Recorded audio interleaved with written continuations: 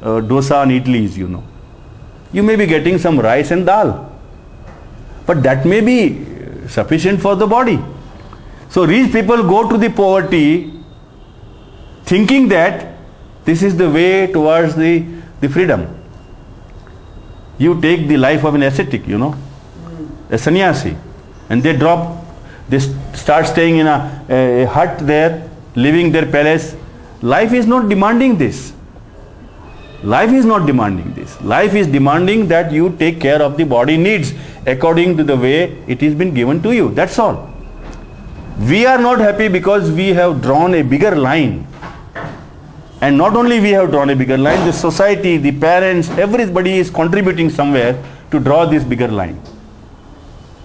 And this is the whole suffering, you know.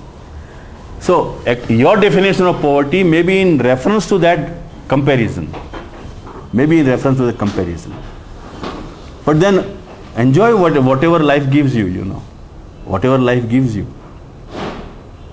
And if you really look to that, situation does not remain the same, because your ground under your feet is moving and changing. So it is not going to be the same. It may go on changing. So sometimes you are passing through the desert, and sometimes you are passing through the forest or the beautiful life. So accordingly but then there you will be living into the forest with the same happiness as living in the desert. When the life does not provide you that richness, you will be happy, and life provides you richness, you will be happy. Your happiness will not get disturbed. I don't know whether I make it clear.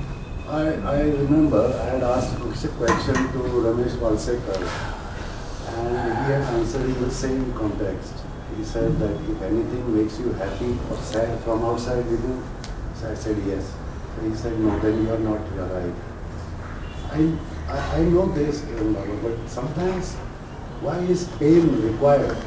I go a little further from Ramesh, that I say that if that pain is happening, accept the pain and don't ask anything to change.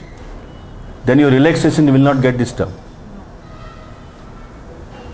Because you don't understand the cause of the pain. It is the nature of the life which is creating some situations, which is going to create some reaction, which is the mind.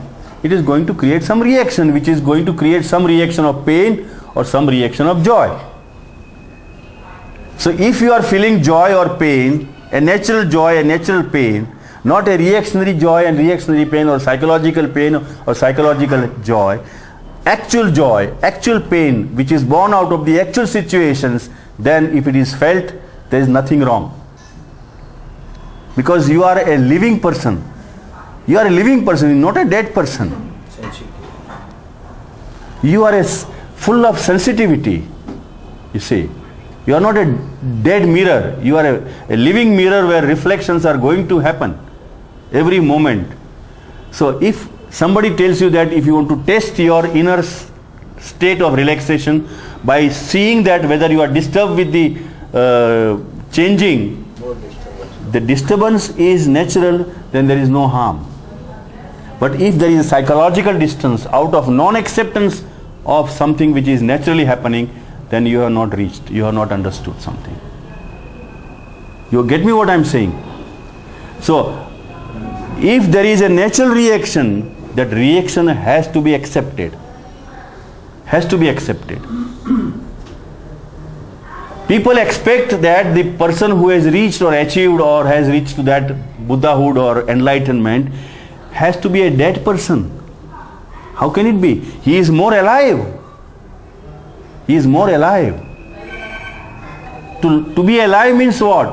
To be reflecting every sensation that is happening. Every sensation that is happening.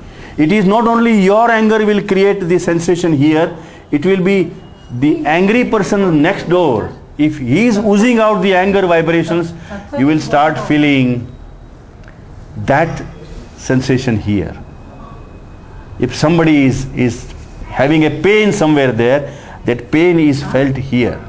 You see, that sensitivity happens. But you are not in pain. You are not disturbed. You are understanding that it is naturally happening. That is the difference. So the disturbance will not disturb you. That is the state. But if you have to see whether you are psychologically disturbed or whether it is a natural disturbance, that you have to see. The one who has a psychological disturbance means the natural disturbance, the natural reaction, and your mind reacts in non-acceptance of the natural disturbance because you have an understanding, you have an idea that I am an enlightened person. I should not have any kind of disturbance. It's like a mirror saying that I should not have any kind of reflection. How can it be? An enlightened mirror is reflecting everything.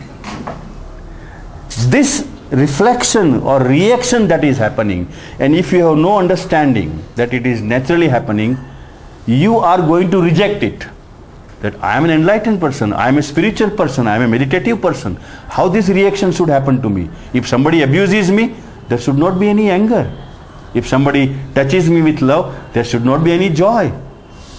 That means you are touching a dead body. If you understand, then you just accept.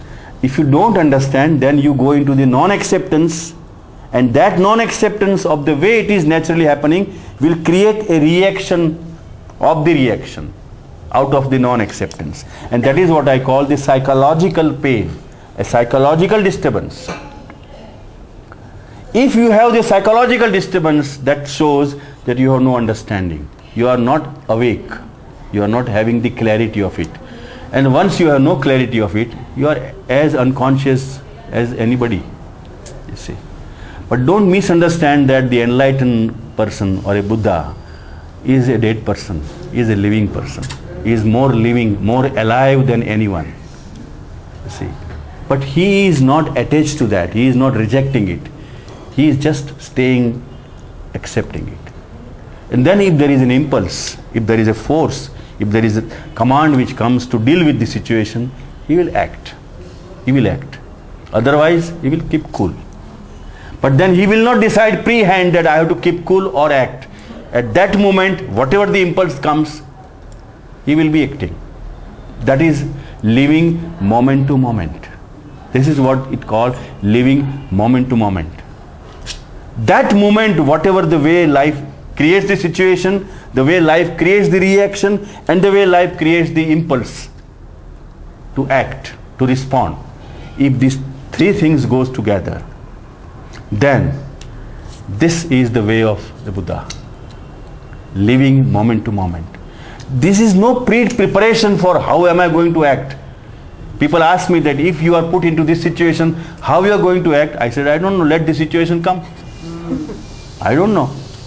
At that moment, I may be positive or I may be negative at that moment. I don't know. When somebody abuses me, am I going to have the anger? I don't know. At that moment, whatever comes, I may be as furious as anyone, but I may be as cool as anyone.